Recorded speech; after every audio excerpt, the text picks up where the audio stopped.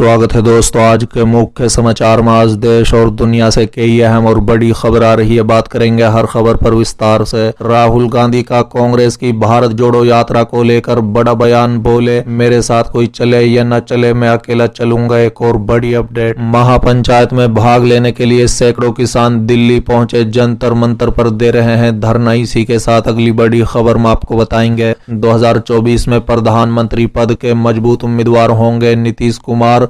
Deputy CM Tejashwi Yadav ने दिया बड़ा बयान। एक और बड़ी अपडेट, गुजरात में अरविंद केजरीवाल ने किया महाभारत का जिक्र, कहा बीजेपी के पास जांच एजेंसियां। एक और बड़ी अपडेट, ओवैसी की पार्टी ने जारी की पहली सूची, बताया कहां से लड़ेगी चुनाव। तो चलिए देख लेते आज की पहली बड़ी खबर। राहुल गांधी का कांग्रेस की भारत जोड़ो यात्रा पर बड़ा बयान, बोले मेरे साथ कोई चले या न चले मैं अकेला चलूंगा। दरअसल दोस्तों, कांग्रेस के पूर्व अध्यक्ष और सांसद राहुल गांधी ने कांग्रेस के भारत जोड़ो अभियान पर बात की।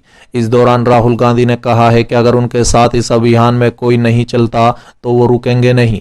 राहुल बोले कि मेरे साथ कोई चले या न चले मैं अकेला चलूंगा। बता दें कि दिल्ली में कॉन्स्टिट्यूशन क्लब मीटिंग के दौरान राहुल गांधी ने सिविल सोसाइटी के प्रतिनिधियों से मुलाकात की। कांग्रेस के मुताबिक यहां आर्थिक सामाजिक मुद्दों और आगामी भारत जोड़ो यात्रा के साथ सामाजिक संगठनों को जोड़ने पर चर्चा हुई। बता दें कि कार्यक्रम में राहुल ने कहा है कि देश की राजनीति पोलराइज हो गई है। हम अपनी यात्रा में बताएंगे कि कैसे एक तरफ संघी की विचारधारा है और दूसरी तरफ हम लोगों को सबके साथ जोड़ने की विचारधारा है। बता दें कि राहुल गांधी ने कहा है कि हम इस विश्वास को लेकर यात्रा शुरू कर रहे हैं कि भारत के लोग तोड़ने की नहीं जोड़ने की राजनीति चाहते हैं। नफरत करने वालों और देश में विभाजन फैलाने वालों के अलावा भारत जोड़ो यात्रा में सबका स्वागत है। बता दें कि राहुल गांधी से बातचीत के बाद करीब 150 सिविल सोसाइटी संगठनों ने कांग्रेस की भारत जोड़ो यात्रा के समर्थन का ऐलान किया है। सिविल सोसाइटी संगठनों ने बयान जारी कर कहा है कि 5 महीना चलने वाली इस यात्रा के लिए कांग्रेस ने हमसे समर्थन मांगा है। आज कॉन्क्लेव में भारत के करीब 150 सिविल सोसाइटी संगठनों ने हिस्सा लिया। सबने भारत जोड़ो यात्रा के साथ एकजुट होने का फैसला किया है। बता दें कि कांग्रेस ने कन्याकुमारी से कश्मीर तक भारत जोड़ो अभियान शुरू करने की बात कही है। यह यात्रा 7 सितंबर से शुरू हो रही है। कांग्रेस के मुताबिक भारत जोड़ो यात्रा लगभग 12 राज्यों और 2 केंद्र शासित प्रदेशों से होते हुए तकरीबन 3500 किलोमीटर की दूरी तय करेगी। बता दें कि ये सारी दूरी पद यात्रा के रूप में तय की जाएगी। इस पद यात्रा में कांग्रेस पार्टी का पूरा नेतृत्व और कार्यकर्ता भाग लेंगे। कहा गया है कि यह यात्रा नफरत, कट्टरवाद और ध्रुवीकरण की राजनीति से लड़ने के लिए प्रति समर्पित सभी भारतीयों को एक सूत्र में बांधने का एक राष्ट्रव्यापी आंदोलन है। चलिए अगली खबर, महापंचायत में भाग लेने के लिए सैकड़ों किसान दिल्ली पहुंचे, जंतर मंतर पर दे रहे हैं धरना। दरअसल दोस्तों, संयुक्त किसान मोर्चा द्वारा सोमवार को जंतर मंतर पर बुलाई गई महापंचायत में भाग लेने के लिए भारी सुरक्षा व्यवस्था के बीच विभिन्न राज्यों से सैकड़ों किसान दिल्ली पहुंचे। बता दें कि एसकेएम नेताओं ने दावा किया कि कुछ स्थानों पर किसानों को जंतर मंतर पहुंचने से रोका जा रहा है। हालांकि दिल्ली पुलिस ने इस दावे को खारिज किया। बता दें कि वहीं एसकेएम के सदस्य और महापंचायत का आयोजक अभिमन्यु सिंह कौर ने कहा है कि महापंचायत एक दिवसीय शांतिपूर्ण कार्यक्रम है, जहां हम एमएसपी पर कानूनी गारंटी और बिजली संशोधन विधेयक 2022 रद्द करने समेत अपनी मांगों को दोहराएंगे। बता दें कि बहरहाल उन्होंने कहा है कि पुलिस ने जंतर मंतर पर महापंचायत के लिए अभी तक अनुमति नहीं दी। वहीं कोहर ने कहा है कि पंजाब, हरियाणा और उत्तर प्रदेश से आ रहे किसानों को गत रात रोका गया और जंतर मंतर पहुंचने नहीं दिया गया। उन्होंने गुरुद्वारा बंगला साहिब, रकाबगंज और मोती बाग ले जाया गया तथा बाद में छोड़ दिया गया। उन्होंने बताया है कि पंजाब, कर्नाटक, उत्तर प्रदेश तथा हरियाणा के कुछ हिस्सों से किसान दिल्ली पहुंच गए हैं। महापंचायत में भाग लेने के लिए और लोग आ रहे हैं। और उन्होंने कहा है कि पहले किसानों को आंदोलन के दौरान केंद्र सरकार ने हमारी सभी मांगों पर विचार करने का वादा किया था, लेकिन उन्होंने कुछ नहीं किया। बता दें कि इसी के साथ कोहर ने कहा है कि इसलिए हम फिर से अपनी मांगे उठाएंगे और उन पर चर्चा करेंगे तथा आंदोलन की भावी रणनीति बनाएंगे। गौरतलब है कि नवंबर 2020 में पंजाब, हरियाणा, उत्तर प्रदेश के हजारों किसानों ने केंद्र के 3 कृषि कानूनों के खिलाफ दिल्ली की सीमाओं पर डेरा डाल दिया था।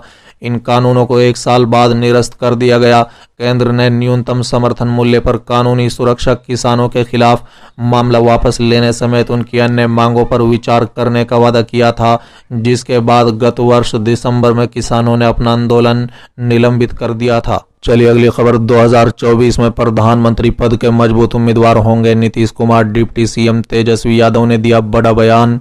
दरअसल दोस्तों, बिहार के उप मुख्यमंत्री तेजस्वी यादव ने मुख्यमंत्री नीतीश कुमार को 2024 में प्रधानमंत्री पद के उम्मीदवार बनाने को लेकर बड़ा बयान दिया है। बता दें कि तेजस्वी यादव ने कहा है कि अगर 2024 में विपक्ष नीतीश कुमार के नाम पर सहमति जताता है तो उनसे मजबूत उम्मीदवार लोकसभा चुनाव में कोई नहीं होगा। गौरतलब है कि हाल ही में नीतीश कुमार ने बीजेपी का साथ छोड़ा और जेडी के साथ मिलकर सरकार बनाई थी, जिसके बाद चर्चा ये शुरू हुई कि नीतीश ने एनडीए से अलग होकर दिल्ली की गद्दी पर निशाना साधा है। बता दें कि तेजस्वी यादव ने पीटीआई को दिए इंटरव्यू में कहा है कि ये संकेत देता है कि अधिकतर विपक्षी दल देश के सामने मौजूद बड़ी चुनौती को समझते हैं। इसमें बीजेपी का आधिपत्य भी शामिल है, जिसमें वो पैसे, मीडिया और प्रशासनिक मशीनरी के दम पर भारतीय समाज से विविधता और राजनीतिक विमर्श को खत्म करने पर तुली हुई है। उन्होंने आगे कहा है कि ये राज्यों के स्तर पर क्षेत्रीय प्रतिनिधित्व, सामाजिक न्याय और विकास के मुद्दों का भी सवाल है। साथ ही जंगल राज को लेकर तेजस्वी यादव ने कहा है कि बीजेपी का यह आरोप बेकार और बेमानी है। महागठबंधन सरकार की वापसी के बाद जंगल राज लौट आएगा। उन्होंने कहा है कि बीजेपी ये बातें कर आम जनता को मुद्दों से भटकाना चाहती है। बता दें कि नीतीश कुमार भले ही पीएम दावेदारी से इनकार कर रहे हैं, लेकिन तेजस्वी यादव के इस बयान से ये साफ हो गया है कि नीतीश कुमार 2024 के लिए तैयारी कर रहे हैं। चलिए अगली खबर। गुजरात में अरविंद केजरीवाल ने किया महाभारत का जिक्र। कहा, बीजेपी के पास 5 एजेंसियां तो मेरे साथ भगवान कृष्णा। दरअसल दोस्तों, दिल्ली के मुख्यमंत्री अरविंद केजरीवाल ने सोमवार को गुजरात में बीजेपी पर जमकर हमला बोला। बता दें कि सीएम केजरीवाल ने बीजेपी और आम आदमी पार्टी के महाभारत से भी जोड़ दिया। बता दें कि आप मुख्य ने आगामी गुजरात विधानसभा चुनाव में भारतीय जनता पार्टी और आम आदमी पार्टी के बीच के मुकाबले को महाभारत की तरह धर्म युद्ध के रूप में दिखाने की कोशिश की। बता दें कि अरविंद केजरीवाल ने कहा है कि राज्य के सत्ताधारी दल के पास केंद्र अन्वेषण ब्यूरो यानी सीबीआई और परिवर्तन निदेशालय यानी ईडी जैसी जांच एजेंसियों की सेना है, तो उनके सिर पर भगवान कृष्णा का हाथ है।